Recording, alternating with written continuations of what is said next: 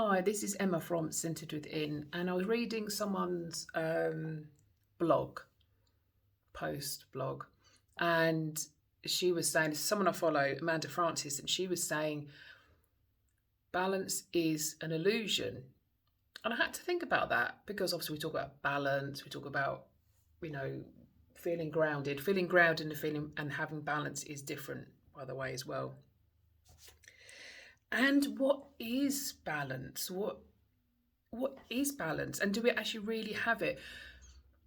That you'll know where you're closer to it in the middle because you'll be one way or the other. But you truly have that balance? And if you do you have it for long? And really, whose balance is it?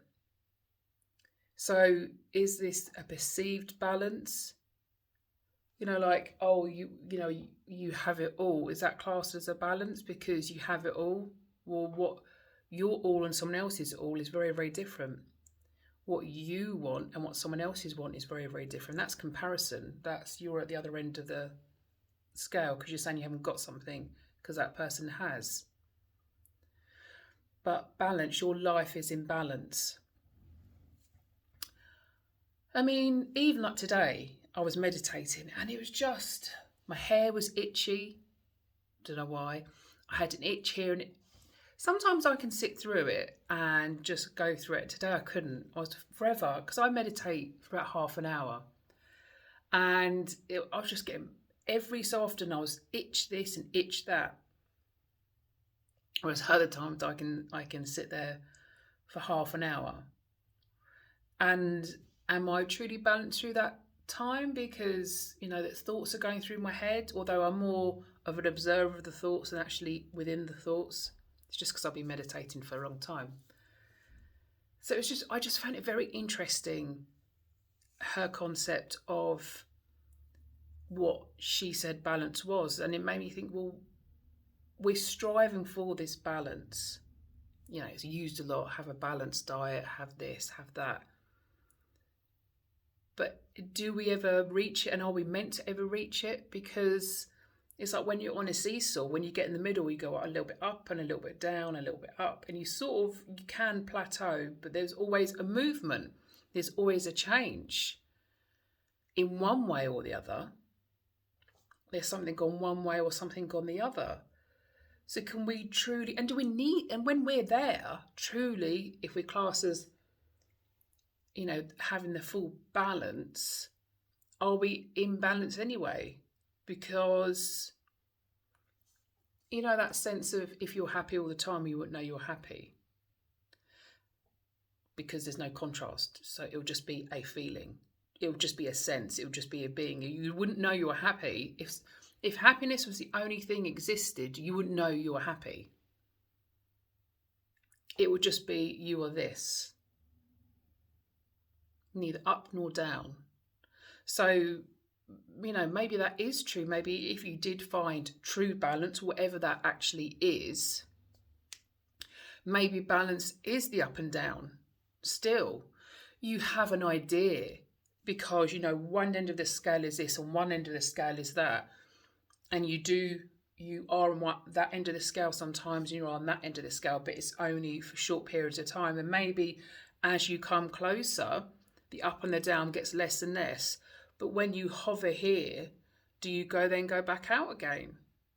Because, you have days where you do feel you're up and down, especially with things that are going on for you, or other people in your life, or something's come about, or the planetary lineup. At the moment, it's the solstice. There's loads and loads and loads and loads and loads and loads of different things. So if you're trying to find balance, excuse me, amongst all of that, let's say you came to the bit, you wouldn't know you're in balance if you didn't have the contrast of everything else. So if you have the contrast of everything else, you're going to have a little bit of a movement. Sometimes the movement is bigger and sometimes the movement is smaller. And also as well, are you looking at the perceived balance? because this time of year there'll be loads and loads of things online about new year, new you, new diet, new exercise regime, new this, new, which is, I'm not saying it's good. It is really, really good, because it's really good because it gives you a focus of what maybe you could change. It's someone guiding you, giving you information. So all of that is brilliant. But is that balanced?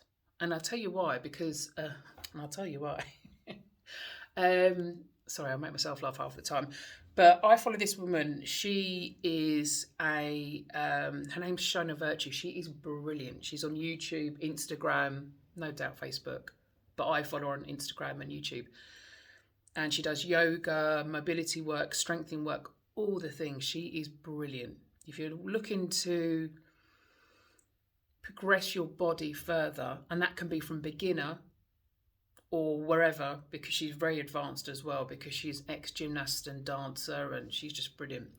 But she did a post. She's hurt her back, and she went into the gym, and I think she went in, she had lack of sleep, she was dehydrated, and she did a move that she knew she shouldn't have done with how her body was feeling, how she was feeling, and she knows why she did it, but she knew she shouldn't have done it at the same time. Now, and it was really good reading that, because it's good, because, you think that these people, their bodies are indestructible and they can do anything. Well, no, they can't, because they've still got to do A, B, C, and D. And sometimes if they do something that doesn't go quite right. But really, is that a balance as well? Because you're thinking, right, I'm going into New Year, I'm going to do this, I'm going to do that. But that's not balance either.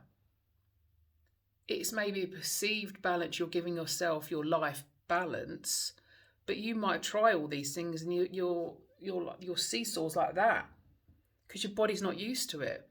It's like here at the moment, because coming here, a lot of my walking boots and trainers, all those things were just at the end. So I thought, great, I'll get a new lot of everything. I ended up getting a new lot of, I got some new walking boots, because I needed new walking boots anyway, because I had walking shoes and I regretted getting walking shoes. It just didn't suit me. I prefer the support around the ankle. And I needed new trainers, because my other ones, I think, had gone along. Well, I don't know how I did what I did without trainers. Oh, I think I borrowed some from my sister. Maybe she doesn't know that. And also bought myself a couple of new boots, as in going out boots. So that's 4 pairs of new footwear. And my feet are really feeling it. A, because the terrain out here is really, really different. Very hilly, very uneven. And I've got 4 new pairs of shoes. So, and I did slip the other day, because it's just really wet and it was a bit icy and all that sort of stuff. And I was walking and I thought, why is my foot so sore? And I just thought, well, for a start, I'm walking in different terrain. I did slip the other day on some ice, some black ice, and I've got new shoes, boots, the whole lot. So really, for me, that's trying to find a balance of what's the best thing to do. Maybe only do short walks, which I knew that with my walking boots, but which I was doing and have been doing, but I forgot about all my other new shoes as well. It just takes time to bed in, and I forgot about the new terrain and all these sort of things as well. So within that, you're trying to find your balance, but do you actually really do find the balance? Or do you find the balance in that moment? In that very moment, find the best balance. But really, if you put it all out there, is it a true balance? And does it really exist? Because things come in and change. Even if you said you sit on a yoga mat and meditate for an hour, that is not true balance either. Because you can't sit on your yoga mat and meditate for 24 hours a day, because it's other things that will come in. Life will come in. It cannot not come in. Things come in and sideswipe you. I mean, she obviously was talking from a perspective being a new mum and having two stepchildren as well. So I think that she was coming from a perspective that obviously I don't understand because I don't have children myself. Worked with children for many, many years. Have two beautiful nieces and nephew, um,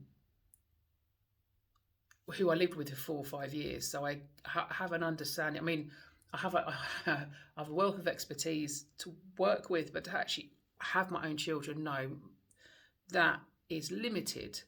But I do have an understanding with living with. I mean, when I first lived with them, the youngest was 18 months, 2 years. And I left them and they were 12, 9, and 7. So I've had a little bit of, I don't know, a little bit of, what's the word really? I suppose a little snapshot of what it may have been like to have my own children.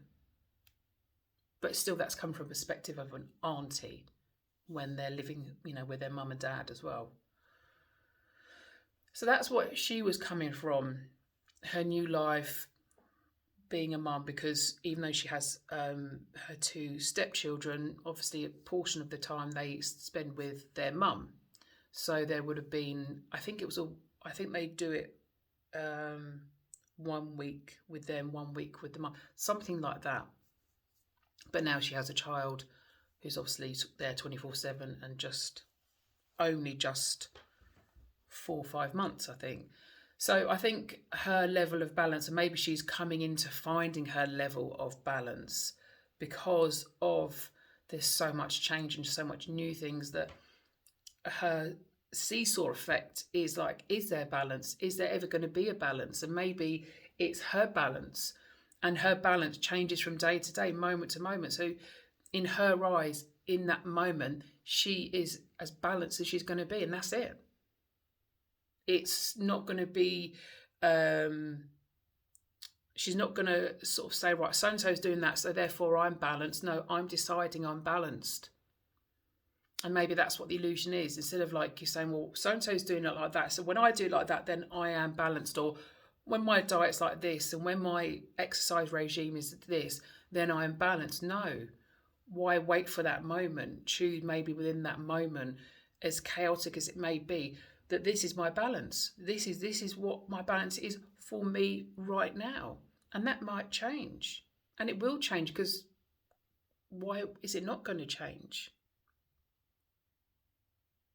So I just wanted to come on and speak about that because I found it very interesting. And I love when things like that come up, because it really makes me think. And then that helps me with putting my life into perspective, because obviously my life's going to be very, very different to her life. But it would be anyway, even if she was single like me and has no children, it would be very, very different. There is no comparison. There never will be.